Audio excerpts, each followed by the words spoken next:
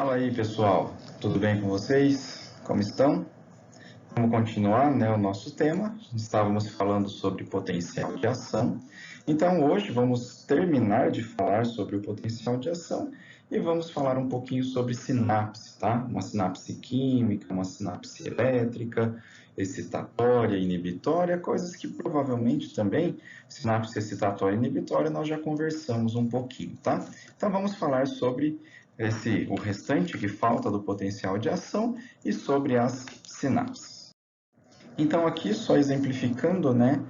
Aqui está escrito fases do potencial de ação, mas não são aquelas fases que nós conversamos na última aula, né? Despolarização, repolarização e hiperpolarização, tá? Quando eu estou falando aqui em fases do potencial de ação, eu estou falando agora no trajeto desse potencial de ação, né? Então, se vocês observarem, ó, corpo celular com os dendritos, tá? O axônio do nosso neurônio. Se vocês notarem esse desenho aqui em cima, né? Olha só, essa célula, né? Essa membrana neuronal, ela está polarizada, porque dentro dela nós temos carga negativa, né? E externamente nós temos carga positiva. Então, quer dizer que ela está polarizada, certo? Aí o neurônio recebe o estímulo, né? Recebe um estímulo vindo, e esse estímulo chega até o dendrito. Se ultrapassar o limiar, ocorre aquilo que nós chamamos de despolarização. Não é isso? E aí o que acontece? Olha só, o sódio entra na célula, né? Através daqueles canais iônicos, através daquelas proteínas de membrana, e internamente agora o potencial elétrico da minha membrana ela é positiva, certo? E esse estímulo elétrico, o que vai acontecendo? Ó, ele vai caminhando pelo nosso axônio, ok? Então, enquanto eu tenho regiões que estão despolarizadas, a região anterior já está se repolarizando, tá? Então, vamos olhar aqui nessa imagem aqui em cima, ó. Aqui chegou, o potencial de ação chegou e começou a despolarizar. E isso vai caminhando, caminhando, caminhando até chegar na sua porção final e transmitir o neurotransmissor, tá? Então, conforme esse potencial de ação ele vai passando, imediatamente após a sua passagem, o que acontece na nossa membrana? Ela vai se repolarizar, ok? É isso que vai acontecer com a nossa célula. É o que está sendo mostrado aqui, né? A propagação desse potencial de ação ao longo de uma célula nervosa. Então, essa imagem aqui mostra a nossa célula nervosa polarizada, né? Ó, internamente ela é negativa e externamente ela é positiva. Ou seja, ela está num potencial chamado de potencial de repouso. Então, a minha célula está polarizada, né? Recebeu um estímulo, recebeu um potencial de ação, e agora olha o que aconteceu. Essa região está despolarizada e esse estímulo ele vai caminhar em um único sentido, tá? Que é corpo celular, axônio, porção final desse axônio, né? Então, quer dizer que o potencial de ação ele caminha em apenas um único sentido. Olha essa imagenzinha aqui de cima, ó, letra C. Então, quer dizer que agora o meio da minha célula está despolarizada e a parte anterior já está repolarizada, né? Já voltou ao seu estado de repouso. E olha a letra D aqui, então quer dizer que o potencial de ação está lá no finalzinho e todo o restante da nossa célula já está polarizada, né? Já ocorreu a repolarização, a hiperpolarização e agora ela está no seu estado de repouso novamente, tá? Então quer dizer que o nosso potencial de ação ele vai caminhar pelo axônio, né? Vai caminhar pela nossa célula nervosa. E a velocidade de propagação desse potencial de ação, né, depende de dois fatores. Quais são eles? Primeiro, depende do calibre do axônio, né? Quanto mais grosso, mais rápido a propagação desse estímulo nervoso, né, desse potencial de ação, e se ele é mielinizado ou não.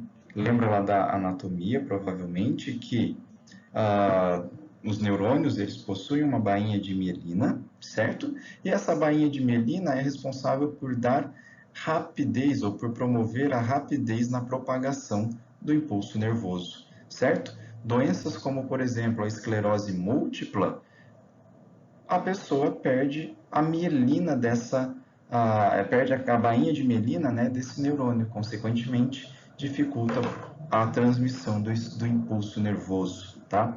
Aqui só mostrando, né, olha só, um axônio não mielinizado, por exemplo, da lula, e o axônio mielinizado de um gatinho, por exemplo, né? A velocidade da propagação, ela é muito mais alta quando comparada a um axônio que não é mielinizado, tá? Então, a mielina tem a função de promover um aumento na velocidade da propagação desse potencial de ação.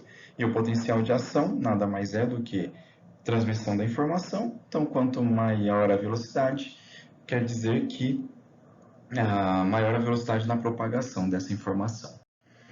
Então, aqui um esquema básico de um neurônio, não é isso? Olha só, o corpo celular dele aqui, os dendritos localizados aqui, né? Logo depois disso, então, dendrito, corpo celular e tudo isso daqui, o nosso axônio. E a porção final do axônio. E aí, esse axônio vai se ligar a um novo dendrito, que está ligado a um corpo celular e assim por diante. E a transmissão de informação, ela vai continuar, né? Então, os neurônios vão formar essa rede, né? Essa rede neural para transmitir essas informações. Então, se a gente notar aqui, ó, olha só, o potencial de ação ele vai caminhar em um único sentido. Qual o sentido que é? Dendritos, né? Ele chega pelos dendritos, passa pelo corpo celular e vai ser transmitido pelo axônio, tá? Então, o potencial de ação ele sempre vai ter essa direção, nunca ao contrário, ok? Nunca que esse potencial de ação terá efeito contrário, terá caminho inverso, tá? Então, é sempre dendrito, corpo celular e axônio. E se vocês observarem aqui, esse axônio ele possui a bainha de mielina, que é esse envoltório, né? Esse envoltório elétrico, tá? Ele é um isolante elétrico, na verdade, tá? E nesse axônio ele não é totalmente mielinizado, né? Possui essas regiões onde não temos a bainha de mielina, que são os nodos de Ranvier. Significa que o potencial de ação sai desse, pula para esse, e ele vai sendo transmitido de uma forma aos saltos, né? O que aumenta ainda mais a velocidade na condução desse potencial de ação, né? Desse estímulo nervoso. E aqui a nossa célula, né? Nossa célula nervosa, a principal célula nervosa que nós temos. Ok? Logicamente temos outras células que a gente vai ver, que são as células gliais, né? Ou as células da glia, tá? O neurônio, então, nada mais é do que uma célula nucleada, tá? Tem os vários dendritos, que são essas projeções que a gente está vendo aqui, ó. Tudo isso daqui são os dendritos, e possibilita a conexão com outros neurônios. Então, quer dizer que a porção final do axônio vai estar ligado aqui nesses dendritos, ok? Tá? Tem um terminal único e longo, que é o axônio, né? Então, o axônio está localizado aqui, certo? Por onde o impulso nervoso vai ser transmitido, ok? Então, o que a gente tem que falar nessa imagem que a gente ainda não abordou na imagem passada é isso daqui, ó, chamado de cone de implantação. O que seria esse cone de implantação? Lembra que eu falei para vocês que a nossa célula nervosa possui um limiar, não é isso? Ou seja, o estímulo nervoso tem que ser grande o suficiente para ultrapassar este limiar e, a partir disso, ocorrer a despolarização, não é? Como a gente tinha abordado com vocês lá na aula passada. Então, quer dizer que, olha só, chega um estímulo nervoso aqui, chega um estímulo nervoso aqui, chega um estímulo nervoso aqui e chega um estímulo nervoso aqui. Então, vamos lá, vamos colocar aqui letra A, letra B, letra C e letra D. Então, nesse cone de implantação, o que vai acontecer? A somatória de todos os estímulos nervosos A mais B mais C mais D. Se isso for maior que aquele limiar, o que vai acontecer? potencial de ação vai ser gerado e ele vai caminhar via axônio. Se a somatória disso for menor que o limiar, concorda que a célula não vai despolarizar? Então, se ela não despolariza, não gera potencial de ação. Então, é nesse cone de implantação que ocorre a somatória de todos os estímulos nervosos, é onde ocorre a somatória de todos os potenciais de ação vindo dos outros neurônios, ok? E aí que vai ser, digamos assim, decidido se vai ocorrer o potencial de ação ou não. Então aqui a gente mostra isso, né? Olha só, aqui são os dendritos, tá? Que a gente está conseguindo observar. E nesses dendritos, olha só, tem a porção final do axônio de outro neurônio, tá? Então aqui é a porção final de um neurônio, tá? Então aqui, ó, é o axônio de um neurônio, aqui é o axônio de outro neurônio e aqui é o axônio de outro neurônio, tá? E o cone de implantação, tá? Então aqui, ó, nos dendritos é o local onde todos os potenciais de ação vão ser somados, né? Ou seja, vão ser integrados, integralizados, tá? No cone de implantação, o que vai acontecer? A somatória desses potenciais de ação. Se a somatória for maior do que o estímulo limiar, aí sim ocorre a despolarização, tá? E aí o potencial de ação ele caminha via o axônio até chegar na porção terminal e liberar essas substâncias químicas que são chamadas de neurotransmissores, ok? Então essa é a dinâmica, né, da formação e da geração do impulso elétrico. E todo mundo já sabe que o potencial de ação nada mais é do que a abertura dos canais de sódio e a entrada desse sódio para dentro da nossa célula. E aqui só mostrando mais de perto, né, para nós entendermos esses nodos de Ranvier. Olha só, bainha de melina chega, faz o envoltório no axônio, não é isso? Ó, fez o envoltório no axônio, e eu tenho essas regiões onde eu não tenho bainha de melina, que são chamados de nodos de Ranvier. Tá? Nessa região não tem bainha de melina. Então, o potencial de ação, ó, ele vai saltando entre esses nodos, tá? Consequentemente, a transmissão do impulso elétrico, né, a transmissão dessa informação, ela se torna muito mais rápida, ok? Então, essa é a finalidade desses nodos de Ranvier. E quem vai promover a formação dessa bainha de melina, na verdade, são os oligodendrócitos, né? Nos neurônios lá do sistema nervoso central, são os oligodendrócitos, e nos neurônios do sistema nervoso periférico, são as células de Schwann, que vão fazer com que essa bainha de melina encape, né, o axônio, tá? Então tá aqui, ó, o aumento na velocidade da condução nervosa propicia rapidez na transmissão de informação sensorial. Por exemplo, a hora que você encosta a mão numa superfície quente, não é imediato. Você encostou, você já percebeu se ela está quente ou se ela está fria. Exatamente porque esse potencial de ação é transmitido rapidamente, tá? Assim como a informação também é transmitida rapidamente via esses neurônios, né? Que a gente vai conversar lá no sistema nervoso. Então tá aqui, né? Olha só, a propagação do potencial de ação, então dendrito, corpo celular, tá? E ele vai saltando de nodo a nodo, ok? Até chegar na porção final do meu axônio, e lá eu tenho algumas substâncias químicas chamadas de neurotransmissores, que vão ser liberadas, tá? Esses neurotransmissores liberados vão agir nas outras células, promovendo alterações químicas, né, e alterações elétricas na nossa próxima célula, que é o que a gente vai ver agora, né, o que seria essa sinapse. E uma aplicação prática, né, para a gente colocar com relação ao potencial de ação e as aberturas dos canais de sódio, é isso daqui, ó. Todo mundo já deve ter visto esse peixe chamado de baiacu, né? Então tá aqui, ó, peixe baiacu. Ele possui uma toxina chamada de tetrodoxina, ok? Essa toxina, o que que ela faz? Ela bloqueia canal de sódio, ok? Então ela bloqueia os canais de sódio. Vamos pensar, se eu bloqueio o canal de sódio, eu não tenho potencial de ação, né? Eu não tenho despolarização. Então tá aqui, ó. Ela bloqueia os canais de sódio como uma rolha fecha uma garrafa. Ou seja, essa toxina paralisa todo o potencial de ação, paralisa toda a transmissão de informação, ok? E vocês vão ver lá na fisiologia respiratória que para ocorrer a inspiração, né, para o diafragma contrair, eu preciso de potencial de ação.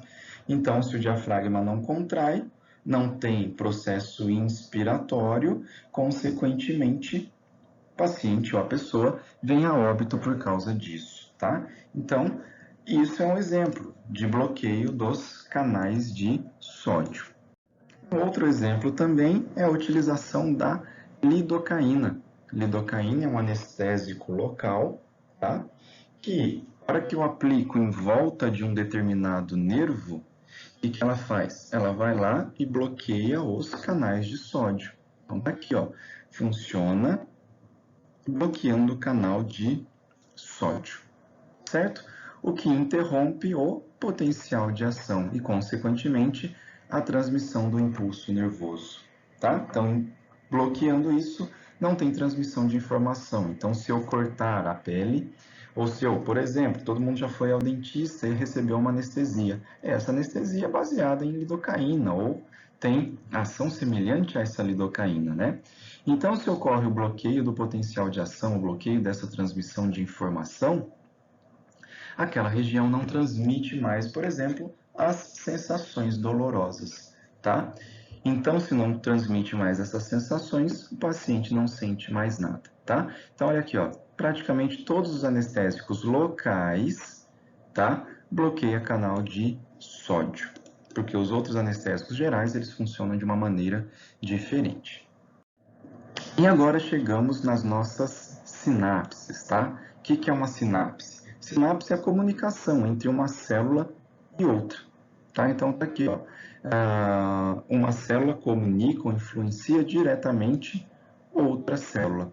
Então, vocês estão vendo aqui que eu tenho um neurônio, e aqui pode ser um outro neurônio, ou pode ser uma célula muscular, estriada esquelética, estriada lisa, enfim. É um outro tipo celular que nós temos ali. Então, eu tenho a célula pré-sináptica, tá? Que no desenho é essa célula aqui, e eu tenho a célula pós-sináptica, que é a célula que vai receber o sinal, vai receber essa informação transmitida pela célula pré-sináptica, ok? Bom, então o que precisa acontecer? Lembra que está chegando nessa célula o nosso potencial de ação. Potencial de ação, o que ele faz? Abre os canais de sódio, não é isso?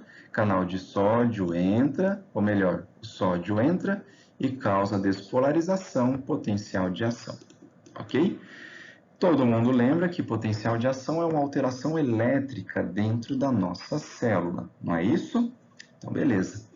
Bom, por essa alteração elétrica dentro da nossa célula, o que vai acontecer? Eu tenho um outro canal, que é o canal de cálcio, que ele só vai se abrir quando ocorrer essa inversão elétrica dentro da nossa célula. Então, de novo, canal de cálcio só vai se abrir quando ocorrer inversão de carga elétrica dentro da nossa célula, certo? Então, quer dizer que o canal de cálcio só abre quando ocorre potencial de ação. O canal de cálcio abrindo, o que vai acontecer? Todas essas bolinhas vermelhas aqui é o cálcio, tá? E fora da minha célula, eu tenho um monte de cálcio. Abriu a sua portinha, o que vai acontecer com o cálcio? O cálcio ele vai entrar. Ele entra na célula e aí ele vai ter um papel importante que a gente vai falar daqui a pouquinho. Mas o que é importante entender até agora é isso. Chegou o potencial de ação, abriu o canal de sódio, alterou a carga elétrica, abriu também o canal de cálcio e esse cálcio entrou na célula, ok? Bom, lá na nossa célula pré-sináptica, ou nessa porção final da célula pré-sináptica, o que eu tenho? Essas vesículas, tá? E nessas vesículas, o que eu tenho? esse monte de pinguinho pretinho aqui, que é o nosso neurotransmissor.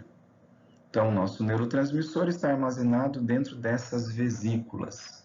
Só que esse neurotransmissor, ele precisa ser liberado nesse espaço que é chamado de fenda sináptica. Então, ele precisa ser liberado nessa fenda sináptica para agir na nossa próxima célula, tá? Para agir na nossa célula pós-sináptica, ok? Então, vamos apagar algumas coisas aqui para a gente não poluir a imagem. Então, chegou o potencial de ação, despolarizou, inverteu cargas elétricas, entrou, abriu o canal de cálcio também, o cálcio entrou na nossa célula. Bom, lembra que eu falei que a vesícula tem um neurotransmissor, só que essa vesícula precisa se fundir com a membrana celular, e aí, a hora que ela se funde, ela estoura. E aí libera esse neurotransmissor. Quem vai fazer isso é o cálcio, que vai se ligar nessa membrana, tá? Então, quer dizer que o cálcio que entrou na nossa célula, ele vai se ligar nessa vesícula, e ele se ligando nessa vesícula, ele vai fazer com que essa vesícula estoure, tá? Então, ele vai fazer com que essa vesícula que está aqui caminhe para a nossa membrana, e lá na membrana ela vai se romper.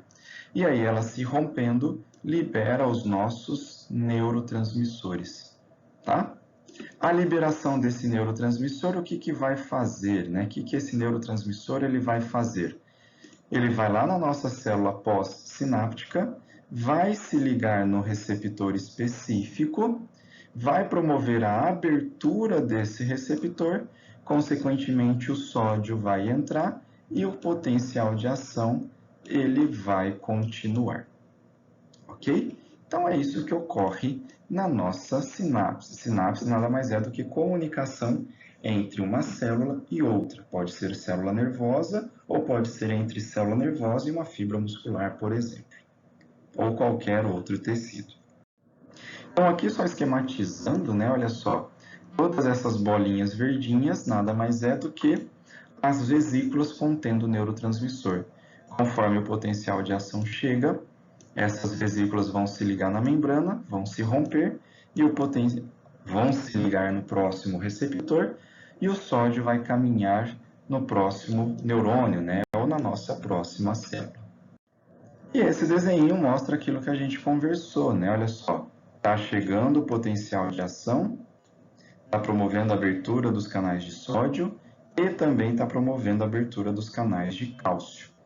Cálcio está entrando, olha o cálcio, deixa eu apagar aqui. Olha o cálcio se ligando nas vesículas, olha. Ele está se ligando nas vesículas e está fazendo com que essa vesícula chegue lá na membrana pré-sináptica e se rompa, né, ó. Então pronto, o cálcio chegou, o que se ligou nessa vesícula e fez com que a vesícula se estourasse, né, digamos assim. Essa vesícula vai liberar o neurotransmissor vai agir no receptor, lá na célula pós-sináptica, né? Vai promover a abertura desse receptor, consequentemente, o sódio vai continuar e vai entrar nessa célula, né? Ele entra nessa célula e o potencial de ação ele vai continuar. Lembrando que o cálcio, né, o canal de cálcio só abre porque ocorreu inversão de carga elétrica, né, da nossa membrana. Então, tudo isso que a gente conversou está escrito aqui, ó, né, ó.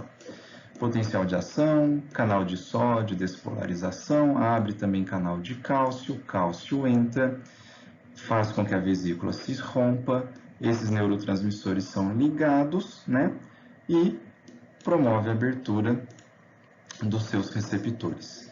E os receptores, quem são esses receptores? As proteínas da próxima membrana celular, não é isso? Olha só, aqui é a membrana plasmática, né? Mostrando aqui, e aqui também a membrana plasmática. Isso daqui é um espaço, tá? Chamado de fenda sináptica, ok? E aí nós temos as sinapses excitatórias e inibitórias, que a gente já começou a falar um pouquinho lá atrás, não é isso? Para ocorrer uma sinapse inibitória, o que acontece na nossa membrana celular?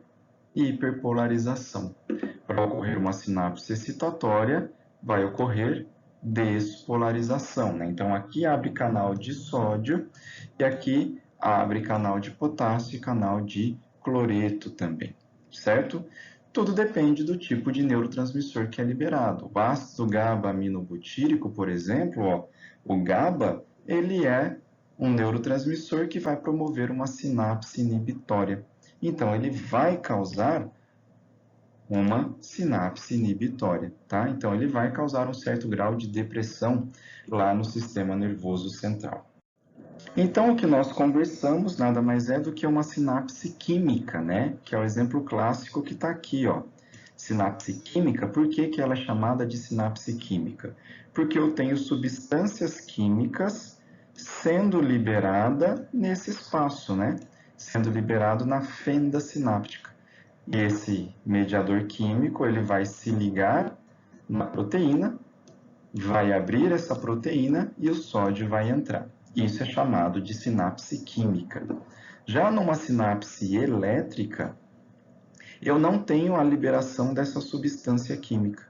Olha o que acontece. Primeiro, eu não tenho aquela fenda sináptica que eu tenho na minha sinapse química, tá? Então, quer dizer que uma célula nervosa, ela é grudada com a outra célula nervosa. Então, olha só, aqui eu tenho uma membrana e aqui eu tenho a outra, elas estão grudadinhas. E entre elas, ó, nós temos esses canais comunicantes, que são chamados de gap junctions, ok? Então, junções gap, né? Então, quer dizer que o sódio está entrando nessa célula e, por esses canais, o sódio está atravessando e passando para outra célula, né? E aí continua o potencial de ação. Algumas sinapses do sistema nervoso são sinapses químicas, tá? Mas a maior parte das sinapses que nós temos são sinapses elétricas. Então, aqui mostrando, né, ó, a membrana pré-sináptica e a membrana pós-sináptica, eu tenho esses canais comunicantes, que são as junções gaps, certo? E aí o sódio de uma célula passa para outra livremente, né? Porque o potencial de ação chegou e ele é transmitido normalmente, ok? Logicamente, uma sinapse elétrica, ela é muito mais rápida do que uma sinapse química, né? Sinapse química eu tenho que entrar cálcio, romper a vesícula, promover a liberação desse neurotransmissor, esse neurotransmissor agir na nossa membrana pós-sináptica e isso leva um certo de tempo, não é isso? Já a sinapse elétrica ela é mais rápido, digamos assim. Só que a maior porcentagem das sinapses que nós temos são as sinapses químicas.